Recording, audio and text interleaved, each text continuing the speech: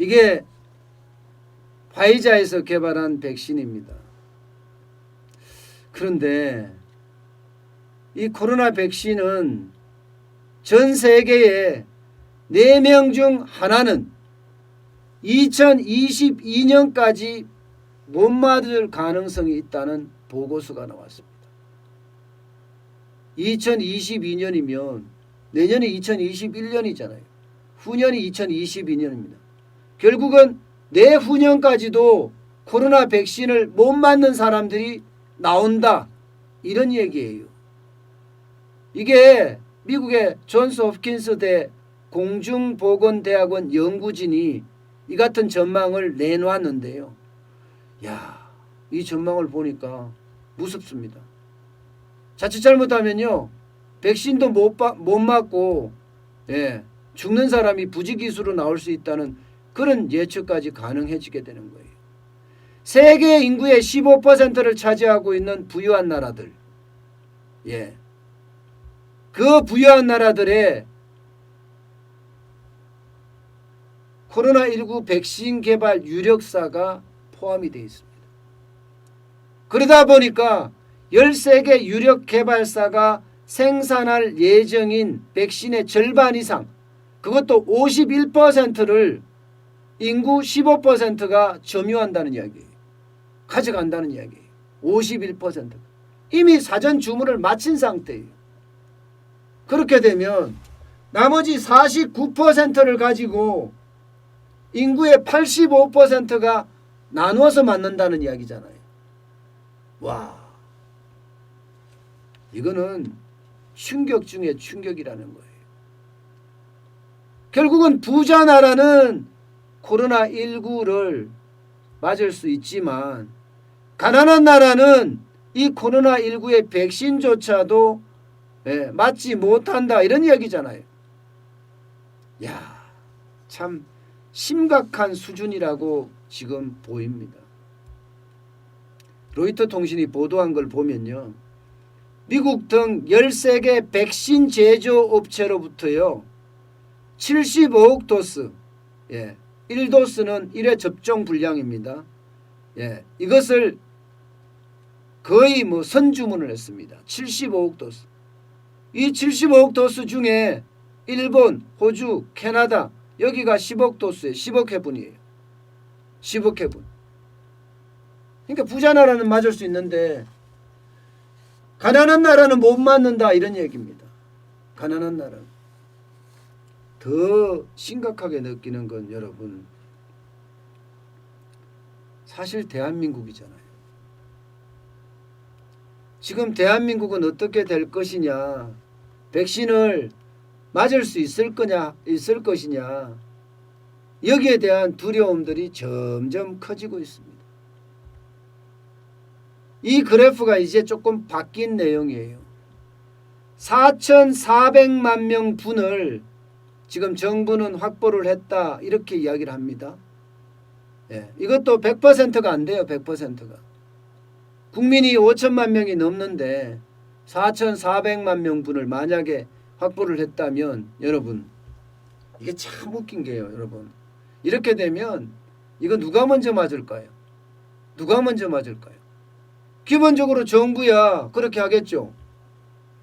이게 나이 드신 분들, 그 다음에 의료계 종사하는 분들, 그 다음에 필수 인력에 어떤 해당한다는 사람들, 여기 먼저 맞고 나면 그 다음에는 어떻게 할까요?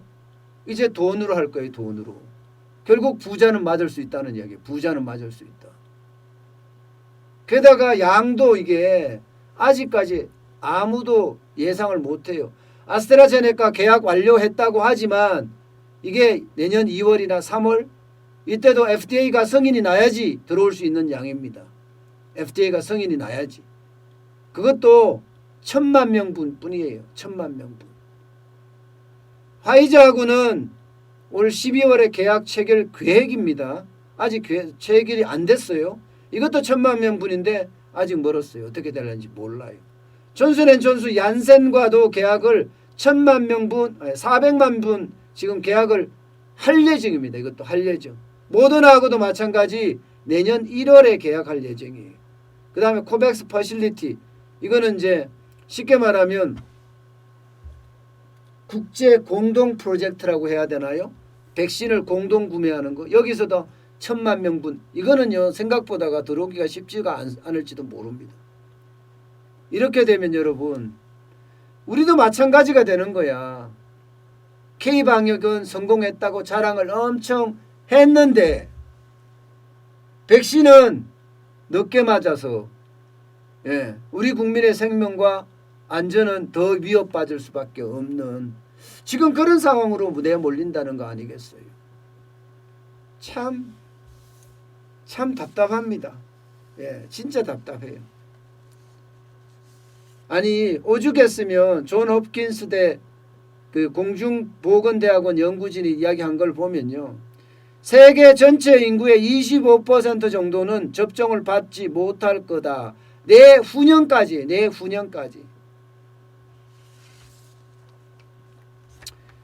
여러분 이게 감염병의 속성, 우리는 이미 사스도 그렇고 메르스도 겪었잖아요.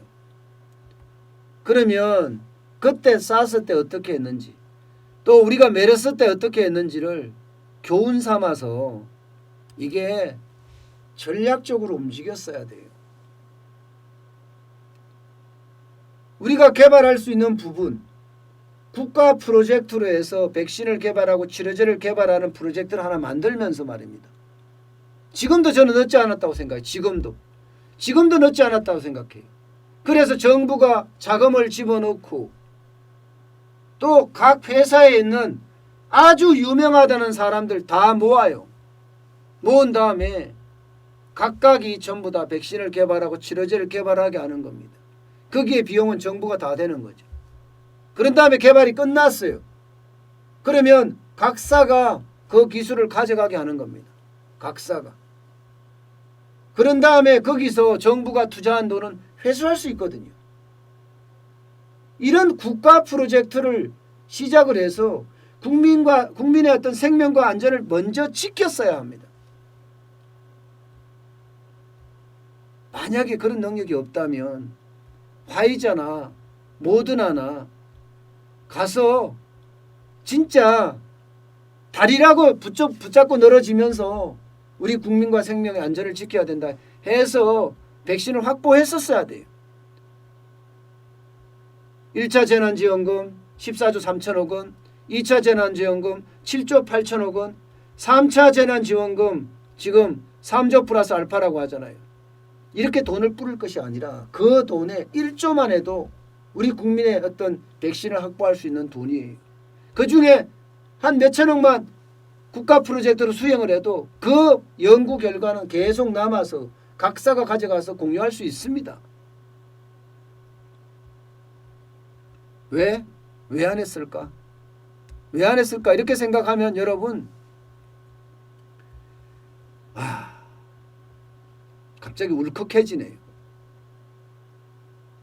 국가라는 게 국민의 생명과 안전을 보호해주고 재산을 지켜주는 게 국가인데 도대체 문재인 정부는 뭘 하고 있는지 답답하기만 합니다.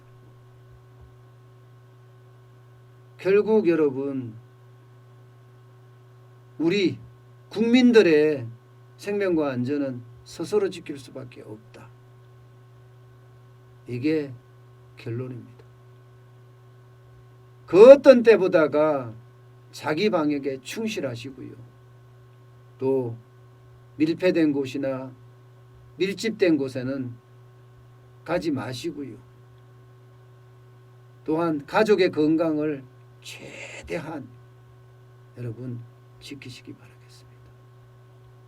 지금은 그 방법 외에 그 어떤 다른 방법도 지금은 없습니다.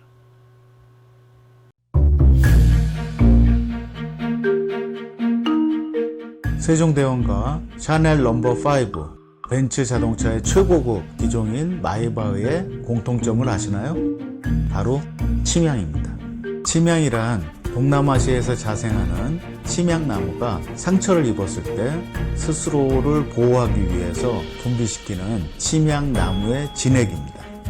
진침향은 태국산 침향과 러시아산 녹용, 그리고 국산 홍삼, 백봉령, 또 산수유, 당귀, 숙지향, 꿀로 이루어진 침향환으로 만성 피로나 또 스트레스, 기력이 저하된 직장인분들, 또 수험생들, 연세 드신 어르신분들이 드시면 좋은 환입니다. 진침향 여러분들께 자신있게 권해드립니다.